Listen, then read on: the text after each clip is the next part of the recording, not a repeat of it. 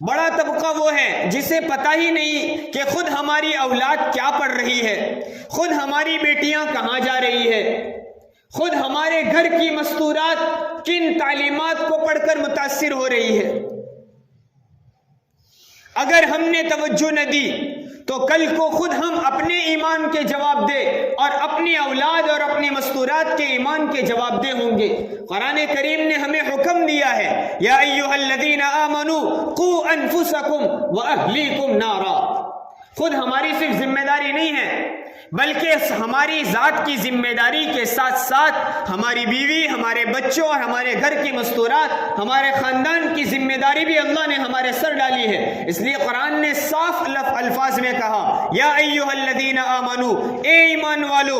یہ کسی کافر کو نہیں کہا جا رہا، یہ کسی مشرک کو خطاب نہیں کیا جا رہا، کسی بت پرست کو حکم نہیں دیا جا رہا، یہ مجھے، آپ کو اور دنیا بھر کے ایمان والوں کو جو اللہ پر، رسول اللہ صلی اللہ علیہ وسلم پر ایمان رکھتے ہیں، ان کو کہا جا رہا ہے۔ جب یا ایھا الذین آمنو کہا جائے فوراً ہمارے کان کھڑے ہو جانے چاہیے، ہم متوجہ ہو جائیں، میرا رب مجھے کہہ رہا ہے، جی اللہ کیا حکم ہے؟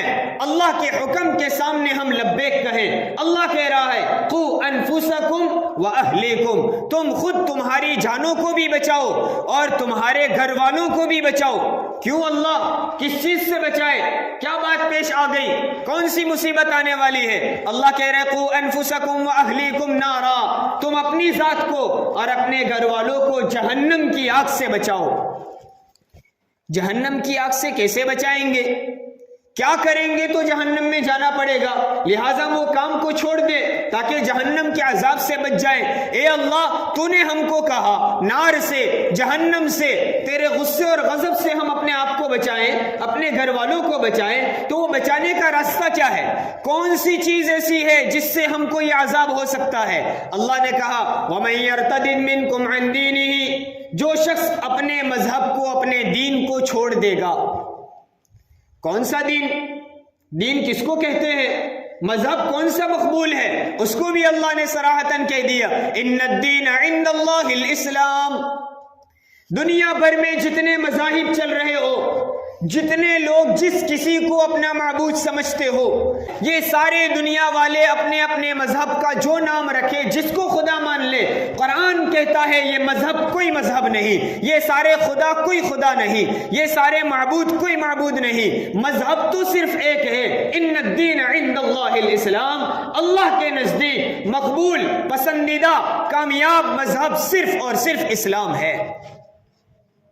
اب وہ اسلام ہے، قرآن کہتا ہے، وَمَن يَرْتَدِدْ مِنْكُمْ عَنْ دِينِهِ، جو آدمی تم میں سے یعنی کس میں سے؟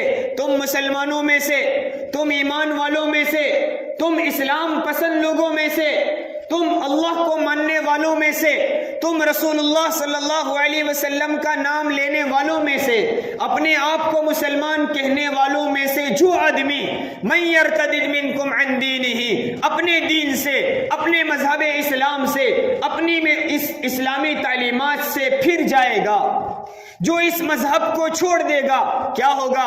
وَمَن يَرْتَدِدْ مِنْكُمْ عَنْ دِينِهِ فَيَمُتْ وَهُوَ كَافِرٌ، پھر اس کی موت بھی اسی حال میں آتی ہے کہ وہ کافر تھا، کیا ہوگا؟ فَأُولَئِكَ حَبِطَتْ أَعْمَالُهُمْ فِي الدُّنْيَا وَالْآخِرَةِ، جتنے اعمال آج تک اس نے کیے، ان سارے اعمال کا نہ دنیا میں کوئی فائدہ رہے گا نہ آخرت میں۔ جو آدمی اس دین کو چھوڑ دے گا، جو اس اسلام سے پھر جائے گا، دنیا میں بھی اس کا نقصان، آخرت میں بھی نقصان۔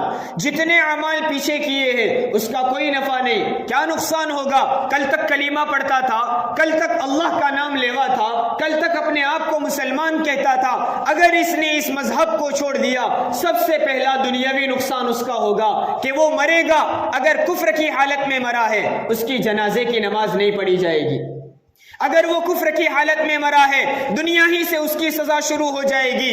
کسی مسلمان کو اس کے لیے مغفرت کی دعا کی اجازت نہیں، دعا نہیں کر سکتے اس کے لیے مغفرت کی، اس کو مسلمانوں کے قبرستان میں دفن نہیں کیا جائے گا، یہ دنیاوی سزا ہے. اگر اس کا کوئی قریبی مسلمان رشتہ دار بھی انتقال کرتا ہے، اس کے میراث کے مال میں سے یہ اسلام مذہب کو چھوڑنے والے، مرتد ہونے والے کو مال نہیں دیا جائے گا. یہ فَأُولَٰئِكَ حَبِطَتْ أَعْمَالُهُمْ فِي الدُّنْيَا، دنیا ہی میں اس کے اعمال بیکار ہو جائیں گے، پھر آخرت میں بھی نقصان ہوگا.